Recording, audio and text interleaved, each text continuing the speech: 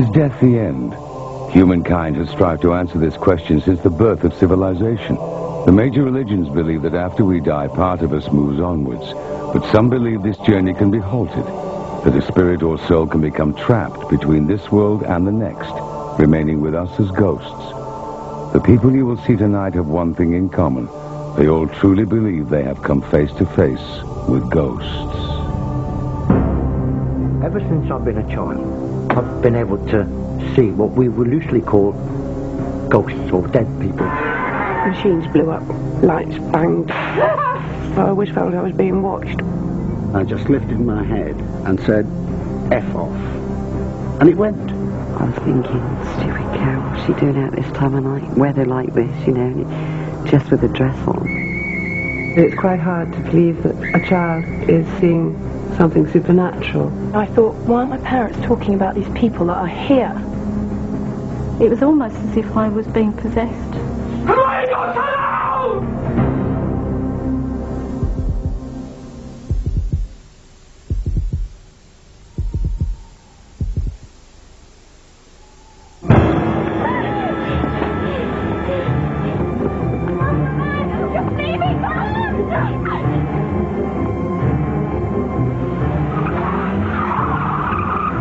Julie Penny never believed in ghosts.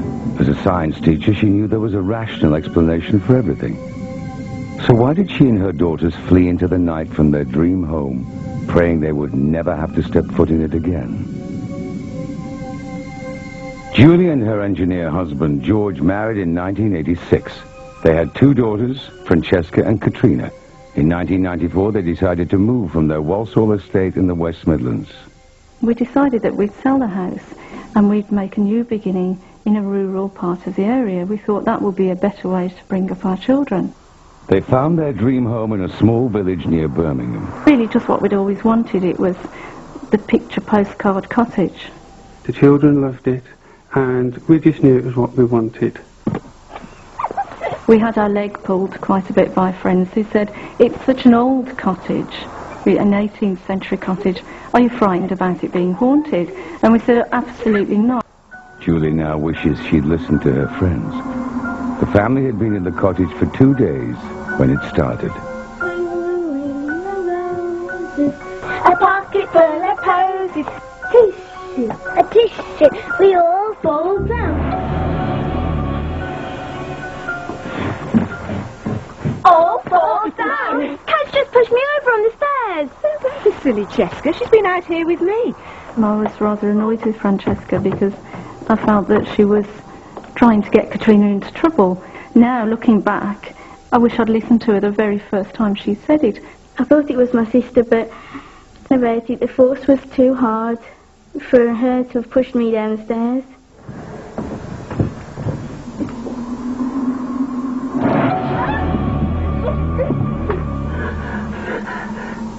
It was like an adult-sized hand that pressed on my face as I went to go up the stairs. At the same time, there was a very cold breeze coming down the stairs. When I got to the top of the stairs, none of the windows were open. As a science teacher, I have to give logical reasons and answers to everything, and that's what I teach children to do. For the first time in my life ever, something was happening that I had no control over, and I didn't have an answer to it. Julie was having a hard time persuading her husband that anything was wrong. I wanted to believe what I was being told, but I am an engineer by trade, and unless I can see it or touch it, it doesn't exist. I was beginning to believe George and think, I must be imagining it. I can't explain it, so what's the other answer?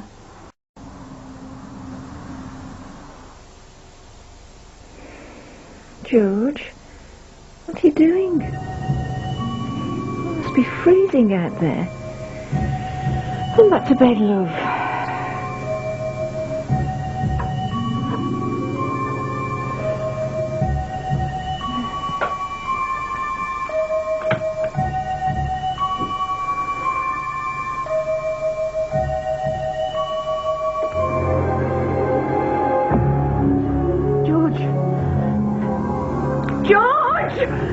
What's the matter? What is it? The man!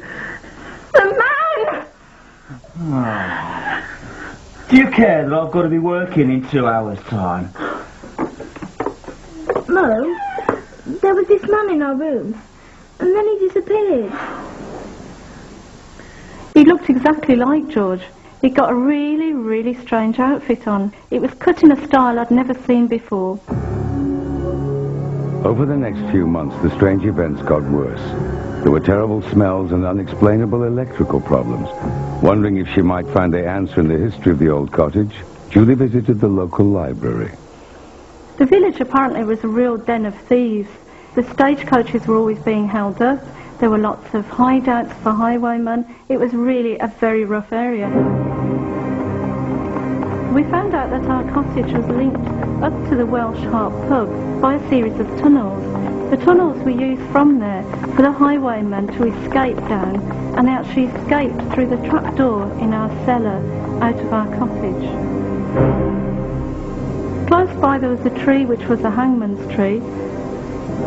We don't know if the problems in the cottage were linked to a very vivid history or whether it was something else that was going on that we couldn't explain. But it was talking to the neighbours that produced the most chilling evidence. We found out that nobody had been in the cottage for more than 18 months. Arguments were increasing in the house due to the fact that I was being presented with all these stories. Julie started taking the girls to spend some nights at her mother's, but George was still unsympathetic.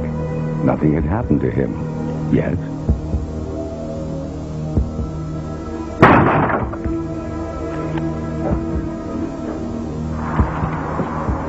The bang at the door was immense. The whole house shook. I ran to the door immediately and opened it, expecting to see somebody or something there. There was nothing there. George was about to experience firsthand what his family had been going through.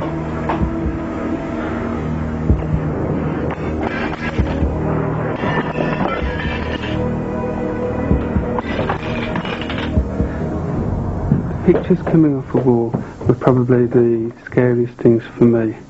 When I looked at the back of the picture, the cord was still intact and the hook was still in the wall.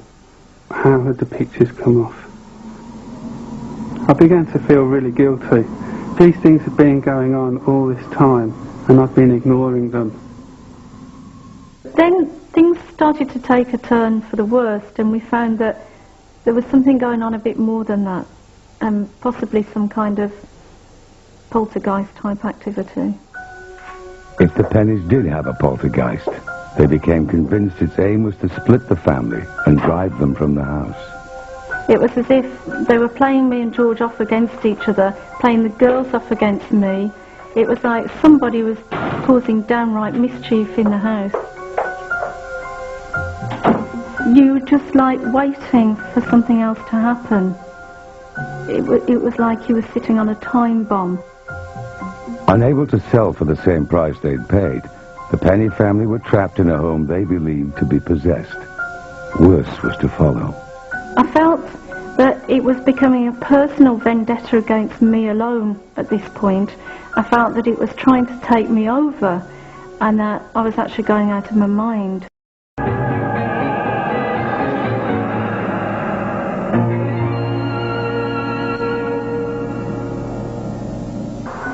Julie found herself losing control. She felt as if she was being forced to do things against her will.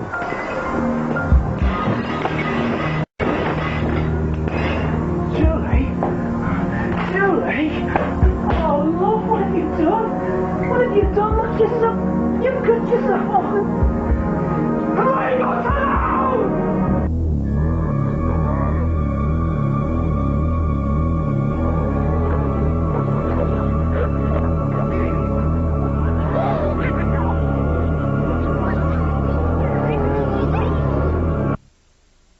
Almost as if I was reliving something that had happened in the past, or something was trying to relive a life through me. It was almost as if I was being possessed. When George worked night shifts, Julie and the girls often slept in the same bed for safety, but nowhere was safe anymore.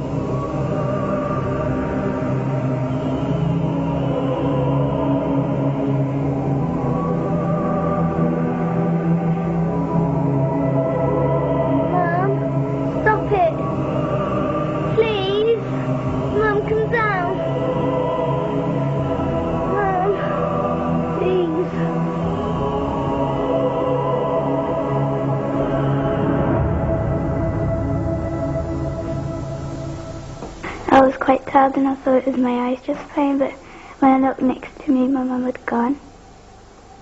So I thought, okay, I'm not dreaming, my mum is like up there. So that's when I just started screaming. I wasn't going to put them through it anymore. I felt that we tried to fight it, we tried to have an answer to the questions. We couldn't fight back anymore. Come on, girls, hurry up! We were just going to go. That's it. If you come so quick. No, where's your eyes?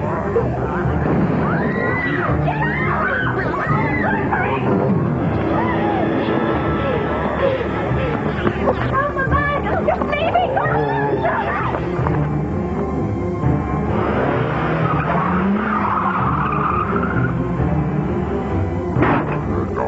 I felt as if it had won. It had beaten us. The pennies fled. It would be 2 years before things returned to normal when they moved to a quiet village in Scotland. Julie is teaching again, and the family have picked up life where they left off. Our new life in Scotland, well, it's just wonderful. And in some ways, that's been the only good thing that has come out of it. I don't think you should ever doubt your children. We tried doing at the start the thing of, oh, it's just a dream, oh, it's just a nightmare, oh, you know, it's just the wind. I don't think you should do that because you just never know just what's really going on. There have been no further problems reported in the cottage. In part 2, a dark past returns to haunt a Devon woman. It came back with such a vengeance, it was 10 times worse. And does a tragic air crash hold the key to a modern-day apparition? And I thought, well, if you're going to die like that, you know, are you going to stay around and haunt the place?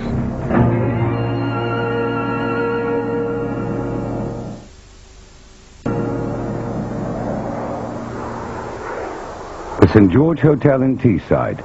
Built in the 1940s, its squat brick appearance gives it away as an ex-military building. Once it was the officers' mess of RAF Middleton St. George. When the Air Force moved out in the 1960s, the base became Teesside International Airport, and the mess became a hotel. The hotel is a busy stopover for aircrew, but over the last 30 years, it's gained notoriety for being haunted. On the 17th of November 1982, airline pilot Barney Concannon headed for his room in the west wing of the hotel. I'd just come in from the late London flights, arriving about 9 o'clock at night. Another pilot, Grant Waters, was also staying in the West Wing 3 years earlier in March of '79. I was sort of working earlies, so we had our normal sort of evening do in the bar. Both men were senior pilots, not given to flights of fancy. I went to bed slightly earlier than the crews who were on lates. I went to bed about 11 o'clock. It was very cold, and it always was in that area of the hotel. Got into bed, and I'd been in bed about 2 minutes when I felt this heavy, really heavy pressure on my lower legs. And as if a man or a heavy weight was sitting on them. And I felt the pressure on my legs, and eventually it sort of moved up to my chest. I felt the bed sort of going down with the weight.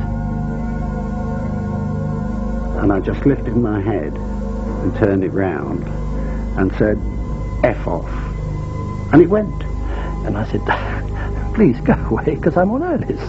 And he went just like that. Barney wrote an article about that night for Pilot's magazine and discovered he wasn't alone.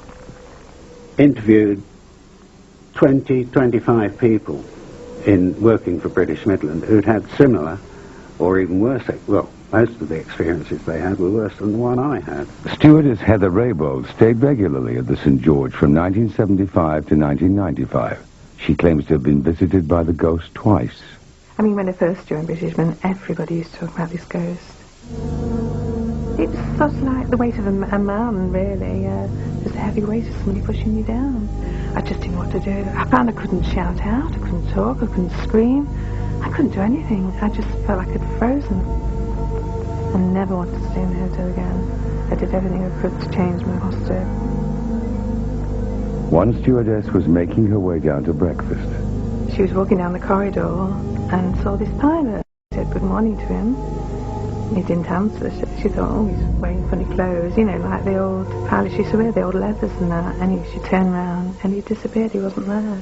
Could the clothing offer a clue to the ghost's identity? Barney started researching the history of the base.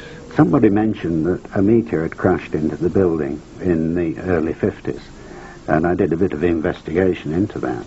In a bizarre tragedy on the 24th of November 1951, Flight Lieutenant Raymond Norman lost control of his Meteor jet while training. He slewed across the car park. Out of 30 cars there, he destroyed just one, a pre-war Humber, his own. Then he smashed into the mess, demolishing just one room, his own, in what is now the West Wing, where all the sightings have taken place. He was still alive. The accident didn't kill him at all. And as he was getting out, a lump of concrete fell down, struck him. The official cause of death was given as a broken neck. And I thought, well, if you're going to die like that, you know, are you going to stay around and haunt the place? If it is the ghost of Raymond Norman, then he is still around to this day. He was seen in April of this year by a guest on a tour. The lady woke up in the middle of the night, saw what she thought was a husband standing by the window, and turned over to find that he was actually in bed with her. We like our ghost. He doesn't interfere with us, and we take him as quite friendly. Unfortunately, he doesn't like flight crew, and in particular flight deck, and they're the ones that he has the most problem with. Some of the cabin crew, if they're rostered to stay in the hotel, they used to go sick. I probably shouldn't be saying that, but they did. Whatever you think about this, I mean, this has happened to 20, 25 people, to my knowledge. So there's got to be something to it.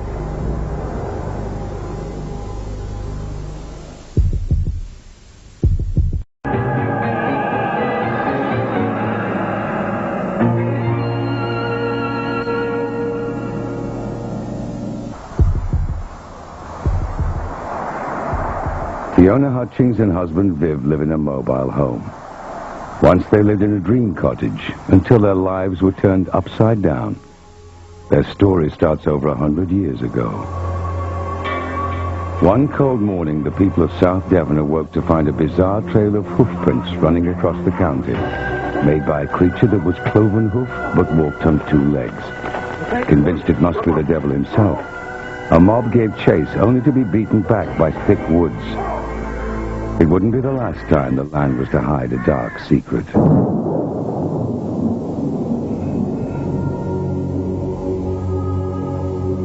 Since then, rumors have abounded of strange goings-on in the woods and moors of the area. Tales of witchcraft, of devil worship, of black magic and human sacrifices.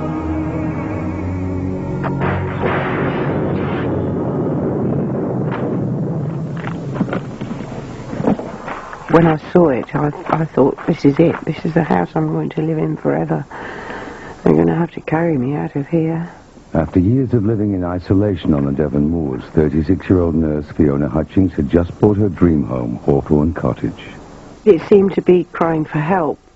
It was very strange, very quiet. Built in 1914, Hawthorne Cottage sat among woods near the town of Teignmouth.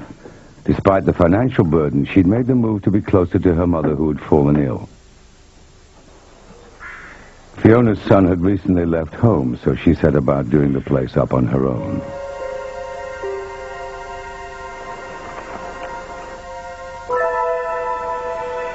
From the start, she felt there was something strange about the atmosphere.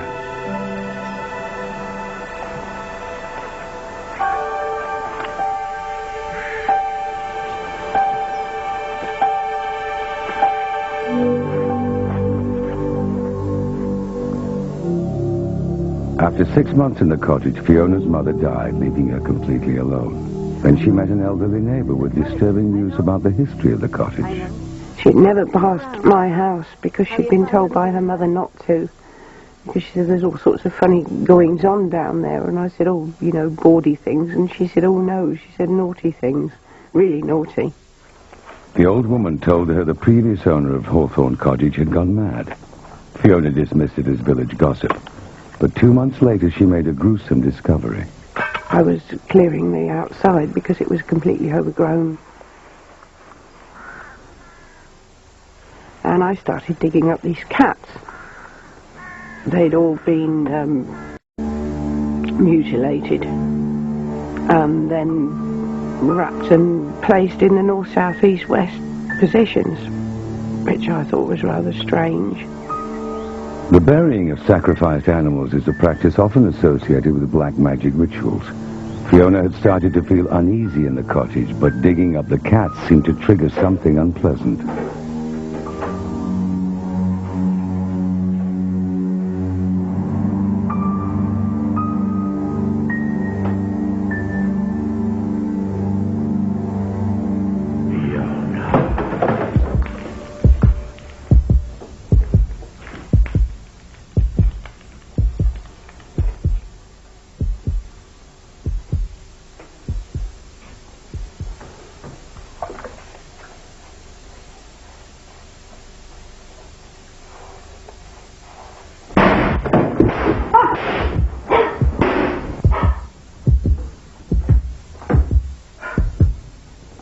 Fiona felt like Hawthorne Cottage was turning against her. I'd have unexplained electrical faults. I got through about 3 or 4 TVs. I had 2 fires that started for no reason whatsoever. Washing machine that wouldn't turn off.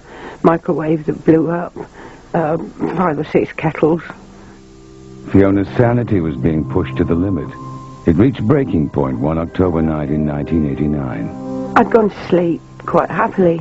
Actually, I'd had some hot chocolate, which was one of my favourites when I couldn't sleep. And I woke up and I couldn't get off the bed.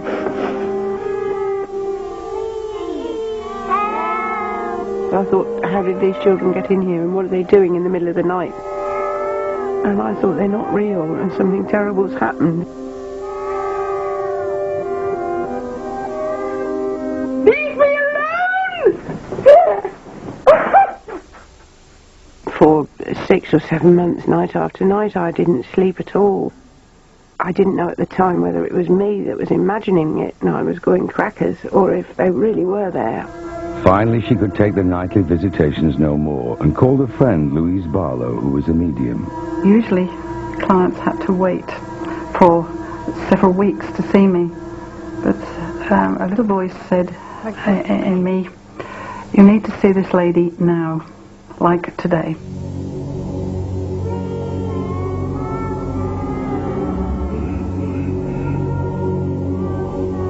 I felt that there had been black magic rituals, or rituals of some sort, where you get a group of people together and they do, they feel wonderful things, but in fact it's awful. Whether it was that house, I don't know, but it was that land. Louise felt that if Hawthorne Cottage was being haunted by events that happened on the land before it was built, then it was essential to fight back.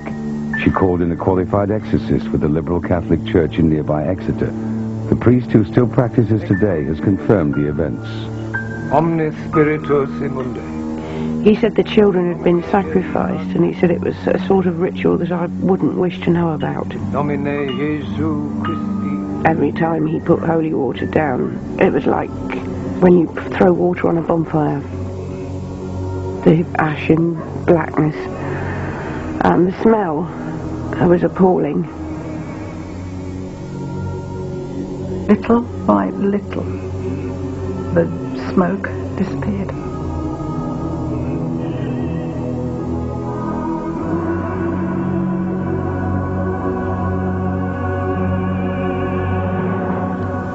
I thought, it's finished, it's all done, it's clean, it's lovely. And I slept for weeks after that. The nighttime visitations stopped and life returned to normal. Fiona married a merchant navy electrician called Viv. When I heard about the sacrifices and things that were supposed to be going on down there, it does make you wonder whether you should believe it at first, whether it's airy-fairy stuff. A few months after the wedding, Viv went away to sea, leaving Fiona alone in the cottage. Despite him being away, she was happier than she had been in years.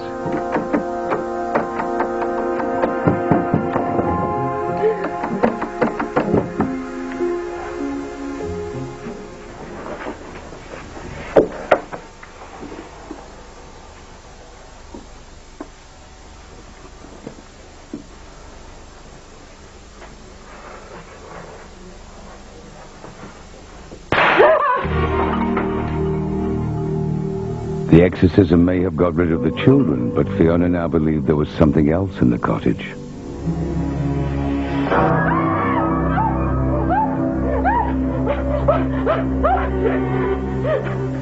It came back with such a vengeance, it was 10 times worse. And when Viv returned from sea, he too found himself targeted, usually at night after he'd gone to bed. Oh, God! What on earth happened?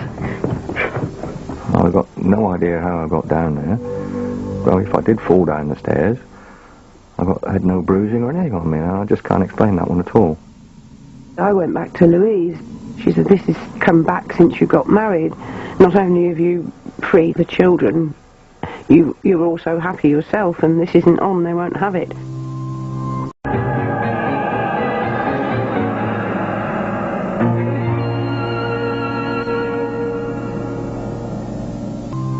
After more than a year of being terrorized, the couple were at their wits' end. They had heard rumors of an elusive local man by the name of John Parker. Ever since I've been a child, I've been able to see what we would loosely call ghosts or dead people. I don't look at myself as a medium. I'm just an ordinary bloke on a building site, laying bricks, making a living. But I have been blessed, if you like. What I was picking up from Fiona was pure fear. And I knew that there was very serious trouble in that house. Very serious trouble. At 7 p.m. on June the 6th, 1993, John Parker arrived at Hawthorne Cottage. In 30 years, he claims to have freed hundreds of trapped souls and has never charged a penny for his services. But this was to be his greatest battle. After 5 years of terrifying, unexplained phenomena at Hawthorne Cottage, Fiona and Viv Hutchings have called in ghost hunter John Parker. He is their last hope after previous attempts at exorcism failed. We'll soon have this sorted out. You must be Viv. Pleasure to meet you. Now sit down, both of you, and I'll explain all. John believes that ghosts are souls stuck between this world and the next. He has to persuade them to move on. It is a battle of mind, of strength, of belief. I have to be able to prove that I am stronger than what he is. I could hear footsteps running up the stairs. There's nobody there, of course. Not from this world. Right, you little buggers. An eye for me. I knew that they were sacrificed for the cult that they belonged to. You don't belong, I'm telling you. The house shook, literally. I really don't think I've ever been so frightened. Ever. I fought better men than you, I'll tell you now. To actually hear it and experience it, it was nothing to warn you about that. What I remember, boy. I'm gonna kill you now. Blasting over is where you're going. You know where you should be, you've been hanging around here far too long. Go on, I'm telling you, on your way.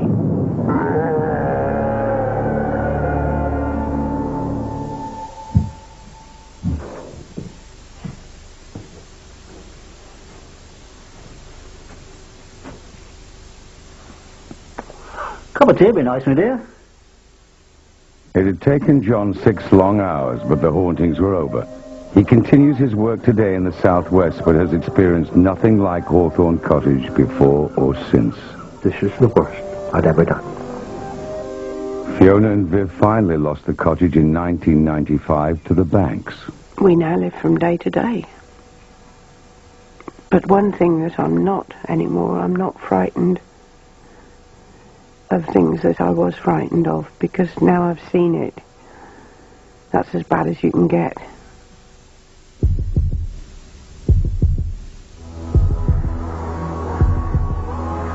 "20 miles outside of Bristol is Chew Valley Lake. It's a tranquil place, but its waters hide a secret.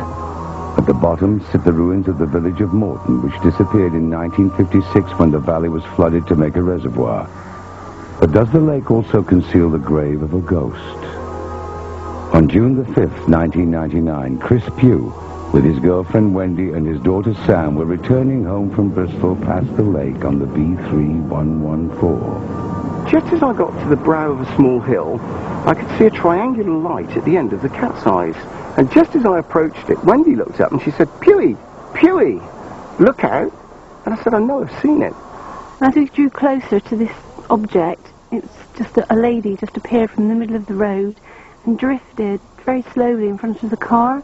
My first thoughts were, oh, perhaps it's just somebody crossing the road. But then, after I looked again, I realised that something wasn't quite right.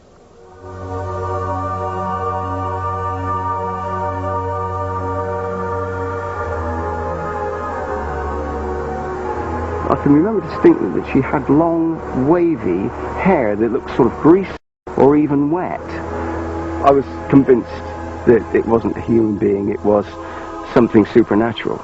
What is it? What could it be? And then the next thing you just think, crikey, that is a ghost. I just knew it.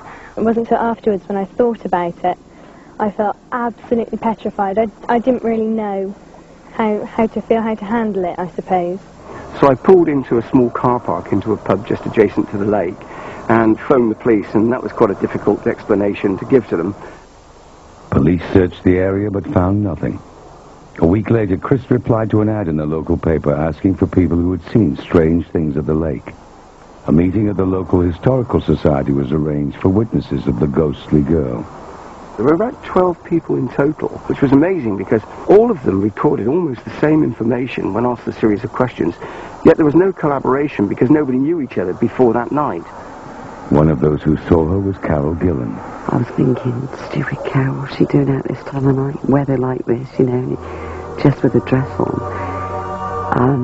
That was when I realised then that she was a ghost. The hairs on the back of your neck stood out, your knees turned to jelly, and held onto the sort of steering wheel, like just very slowly watching her go up the lane.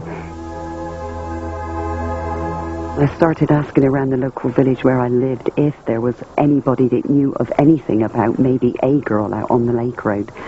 And then I found a lady that had a book of sort of stories about neighbouring villages. I actually came across a passage in the book about a girl called Catherine Brown that lived at Stratford Mill, which now is Chew Valley Lake. And the story goes that she'd actually drowned in the moat, and she was only a young girl. So I just surmise that this is who it could have been.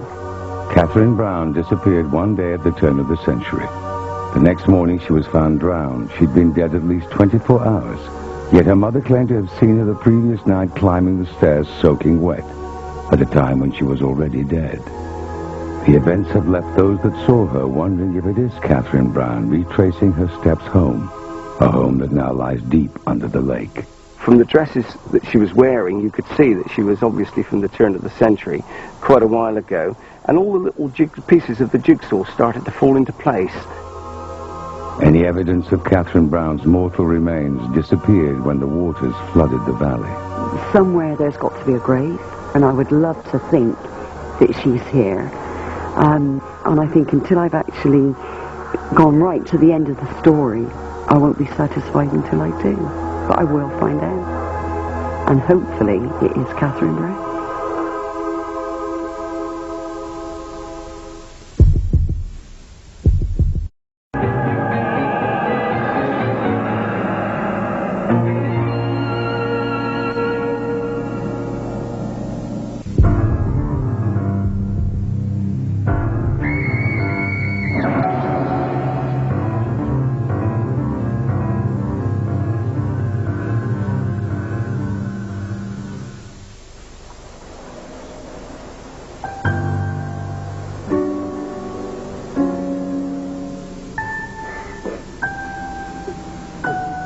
Children often claim to have imaginary friends, make-believe playmates from their imaginations.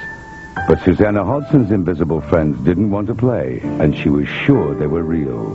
This wasn't a good thing, it was actually really quite evil. Susanna is now a 20-year-old university student. At the age of 2, she moved with her family to a large Sussex manor house. From as early as she can remember, she claims to have seen people that nobody else could. Shortly after we moved there, she became quite disturbed at night. I mean, she'd have me up night after night after night for clearly no apparent reason. I'd always sleep with the light on the landing on, and I just remember waking up in the middle of the night and feeling absolutely terrified. She would talk about a man called George who actually quite frightened her. For the next few years, the young Susanna continually claimed to see the man called George and a woman called Abby. Most children forget their imaginary friends by the time they start school. Come on, Susanna. Time for breakfast. But not Susanna. Before he disappears. George and Abby kept me awake again all night. You and your little friends. Do we should forget about them? Come on. It's quite hard to believe that a child of that age is seeing something supernatural. It's not something you think about, so you tend to assume that these are imaginary friends, perhaps, that she has. When I spoke about Abby and George, there was no recognition there. Oh, yeah, there was nothing, and that was quite confusing to me. Whoa! It was so real to me. Bye-bye, darling. You're going to be Daddy's good little girl. George says that I'm a bad girl. Yes, well, George isn't real, so we can forget about what he says, You're getting a little bit old for these play friends. I was, at that stage, finance director of one of the top 100 companies. I was bringing a lot of work home, had a lot of problems, business problems, and the last thing I wanted was a domestic problem, too. But the problem wasn't about to go away. Susanna became more obsessed with George and Abby. I had some very strange situations with her where she wasn't herself, in that she would come out with strange remarks. Mummy, it's Abby. Darling, this game's getting very boring. But she's right there. Make her go away. Look, there isn't anyone to make go away. You just pathetic. I hate you, I hate you, I hate you! Susanna? I wanted Mummy to see her. The Abby I'd been talking about, and she didn't really know who she was. And that's quite disturbing for a mother. You just instinctively know that that's not your child talking. Then everything changed. Diana was to have an experience that finally convinced her that her daughter was telling the truth. Well, I do hope you've calmed down now, young lady. Susanna? I would hear footsteps running and assumed that it was her. Susanna?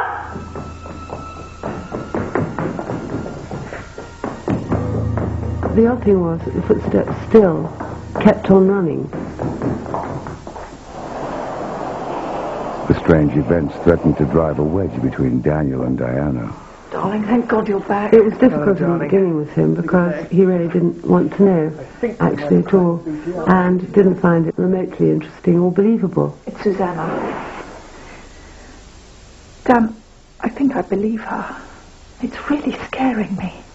Diana, I really don't need this now. You know how it is. You get home, you're pretty knackered, and immediately your wife starts in on some problem that she's had in the day. He just didn't find it credible. I don't know So what it was bashing my head against a brick wall, and he'd get fed up and cross. We'd have an argument. What are you trying to tell me, that this place is haunted? Darling, right now, I do not need to come home to a house full of hysterical women spouting about bloody ghosts. No, and I don't need you coming in at all hours of the night and not giving a damn about your family. Diana was getting more and more concerned, and I think she was frustrated with me because I wasn't actually giving her the right answers. But while her parents argued over whether she was imagining things, 2 floors up, Susanna had no doubts.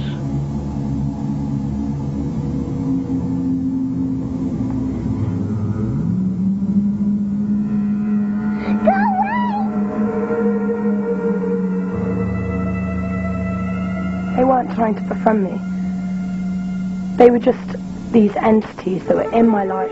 They were just there. George had sort of shaggy brown hair and dark, exhausted-looking face, sort of pasty, not a nice face at all. And Abby, she had bags under her eyes and she had straggly black hair. I was so frightened and just curling up on the landing and just sleeping there all night long. I couldn't even go down the stairs, which there was a short staircase to my parents' room. Diana was now firmly fighting in her daughter's corner. I felt that it was bullying my young.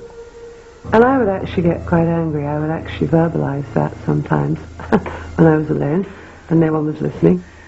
You've had your life. Why didn't you just bugger off? Go on, go to hell! You feel somewhat impotent because you don't really know quite what to do or understand how the whole situation is working.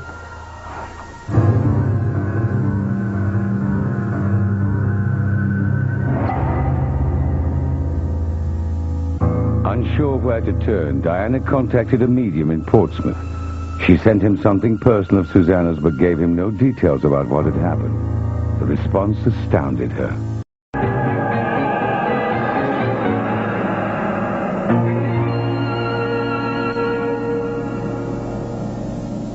He said there are presences in your house. There's a man who's actually quite evil. His name is George. And there's a woman called Abby. When you told me the names, George and Abby, it actually was very scary because it confirmed everything. The medium went on to describe a terrifying scene he claimed had happened at the house when George and Abby were alive. What he saw was a woman running in great fear, chased by a man. The woman's dress was torn at the back, and the man was coming with an axe.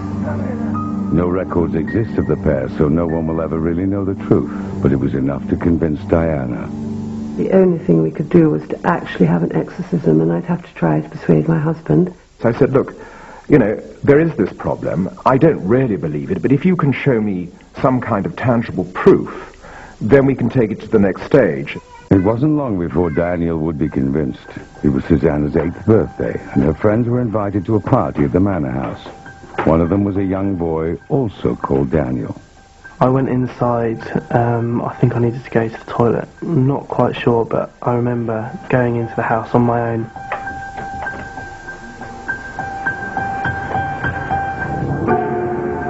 An old lady dressed in black. She was very authoritative. She did not want me to go past her. I just felt very uneasy, very scared. I just wanted to get out as soon as possible. When we found this little boy, Daniel, he was screaming his head off. He was standing there by himself, and he was clearly very scared. Now I'm older, when I look back on it, it all seems very, very strange. I am convinced, though, that I saw a ghost. It was what Diana had been looking for. Someone other than Susanna seeing a ghost in the house. I began to realize we really did have something very difficult on our hands. And I think anyone who has any belief in the metaphysical and any belief in an almighty recognizes that there are things out there that you can't put your finger on. And I began to realize that this fell into that category, and we had to do something about it. The Hodgsons called in the church, who eventually sent a minister to exorcise the house. One very bright July day, but surreal it was, I came back from work at lunchtime, and the children were dispatched with the mother's help, and Diana and I and this exorcist went through the process. He didn't look like Max von Sydow. It wasn't quite as dramatic as that, but it was very interesting. At the exact moment the exorcism ended, unprompted, Susanna said something remarkable. George and Abby have gone to heaven.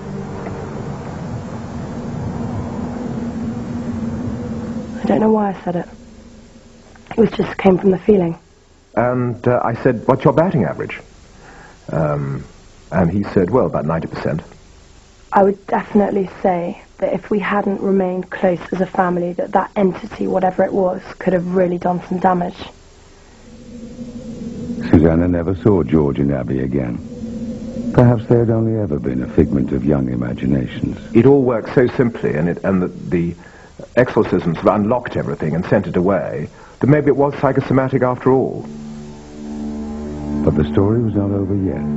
2 years later, the Hodgsons moved to a new home. Soon after arriving, they invited their next-door neighbor, Marnie Jones, around for tea. No, you'd love it here.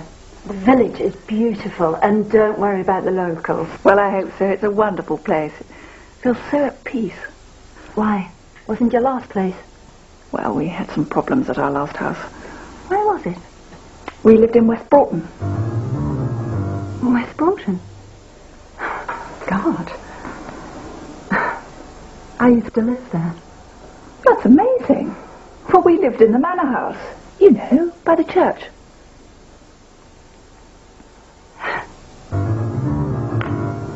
So did I. Oh my God. Did you ever... I mean... I don't know how to put this. You'll think I'm completely barking mad, but... Well, we had some problems there. Mainly with Susanna, our eldest. Oh my God. You as well. I thought it was only us. In 1965, Marnie was a 5-year-old girl living in the same house as the Hodsons. She has nothing but terrifying memories of the place. I was too frightened to go and find anybody to tell them how scared I was. The feeling of being strangled. You could actually feel the fingers coming around your throat. The name George had a very strong ring to it. I think that there were other entities there, but George is the only name that I have. As soon as your foot got on the top staircase, you had to fly. You had no fear about falling or slipping, because that was absolutely nothing compared to what was coming after you. The thing which really proves it was that we bumped into someone in 1,000,000 to 1 chance who'd actually lived in the house quite independently and had had problems with it. It still brings the hairs up on the back of your neck. There's no other way to describe it. It's a pure fear. And I would say it was evil. What was there was very evil. It still gives us nightmares. Even to this day now, recurrent nightmares.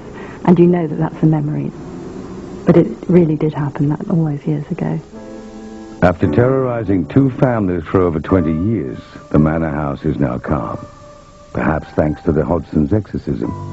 It is currently a happy family home, and the owners have reported no evidence of haunting. If you believe the stories you have seen tonight, then you're not alone. Over half the population believe that the soul survives death, and a further third believe that ghosts are the evidence of a trapped soul. No one knows why ghosts appear at some places and why only certain people seem to see them. But they're more common than you might think. 1 in 10 people in Britain claims to have seen a ghost, making this the most haunted place on Earth.